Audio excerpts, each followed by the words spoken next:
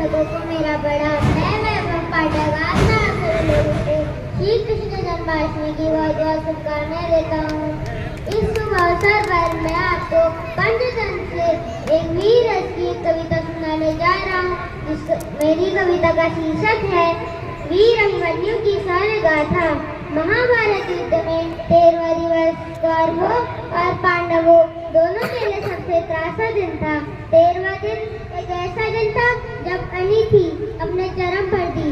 मैं आज आपको उसी 13वें दिवस की दास्तान इस कविता के माध्यम से सुनाने जा रहा हूँ।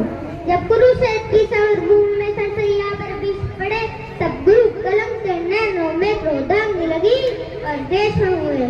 गुरुदेव बनेंगे सेनापति अचार चली थी शकुनी ने, जिससे फंसकर सब जूझ रहे वो 4 गुना था शकुनी ने। इस बार चली थी 4 अजब जिसमें ना कोई संधि हो, गुरुवर द्वारा वो चेष्टा सुस्तार भूमि में बंदी हो। फिर पांडव सेना के गुरुवर ने ऐसा तांडव नृत्य किया, फिर पांडव सेना के गुरुवर ने ऐसा तांडव नृत्य किया, सब सर मुंड से बांध दिए, कुछ ऐसा चित्र विचित्र किया, निश्चय की दशा देख अर्जुन को क्रोध अपार हुआ। बदिठा पांची चंड फिर गांडीव का डंकार हुआ। कौरव सेना के होश उड़े जब गुरुवर का चूर हुआ। दोस्तों चाहता मैं विफल हुआ, सब सपना सपना चूर हुआ। फिर कहा द्रोण ने दुर्योधन, मैं उससे पार न पा सकता। अर्जुन कह रहा था धर्मराज को बंदी नहीं बना सकता। फिर कहा त्रिवर्तों ने मिलकर हम पे प्राण लड़ाएंगे, हम अर्जुन को लड़ाएंगे और दूर तक ले जाएंगे। हम जान ले अर्जुन से पा सकता कोई प्राण नहीं, पर इससे बढ़कर मित्र तुम्हें मैं दे सकता उपहार नहीं। फिर क्या था ऐसी नीति बनी जिसको सबने मंजूर किया। उसने अर्जुन को ललकारा और समरभूमि से दूर किया। अर्जुन के यादे गुरुवर ने फिर कुछ वीर संरचना की, जिसका वेदन हो सके नहीं, उस चक्रव्यूह की रचना की। पांडव सेना भयभीत हुई, ये देख शतदंश की वे जो सदा शांत रहते थे, वे धर्मराज भी दुखी हुए।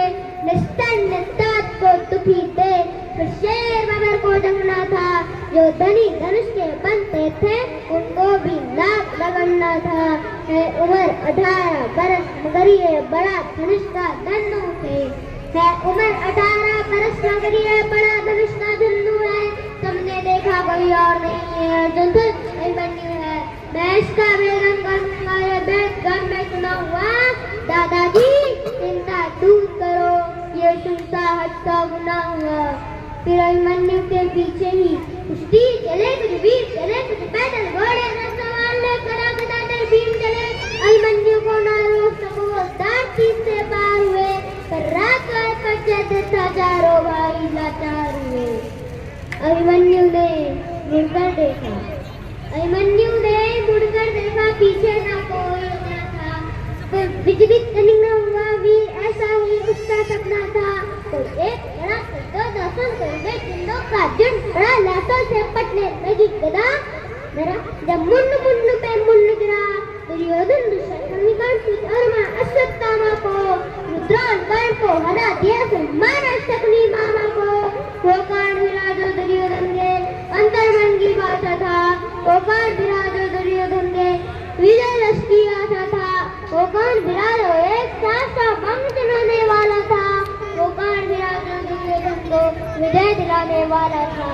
सबने देखा वो गया सहित धरा पर पड़ा मिला।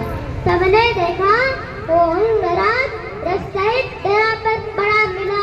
कुछ चेत हुआ तो भाग गया, वो दूर सभी को खड़ा मिला। फिर दुर्योधन हो गया, वो ने सबका नाम पुकारा है। सब इसे साथ मिलकर मारो, ऐसा देश हमारा है। तेरे एक साथ साथों ने ऐसा काम किया, रत्तों साथी को मारा, घोड़ों का काम तमाम किया। तलवार तीर जब टूट गए तो रथ के चक्के उठा दिए, उन रथ के टूटे चक्के से कितनों के छक्के छुड़ा दिए। वे देख अदम दुशासन ने तस्वीर पर गदा प्रहार किया, गिर गया धरा पर वीर रवि, पीछे उसने वार किया। संधियम युद्ध से भूल गए और ऐसा अत्याचार किया, फिर बारी बारी से सबने उसके सीने पर वार किया। सब मायापत की लीला है। मैं कृष्ण लिखूं, घनश्याम लिखूं, कितनों को धूल चटाया है, कितने गुरुओं के नाम लिखूं, शब्दों में सही सुशीला पर कविता को विश्राम लिखूं। मैं उस बालक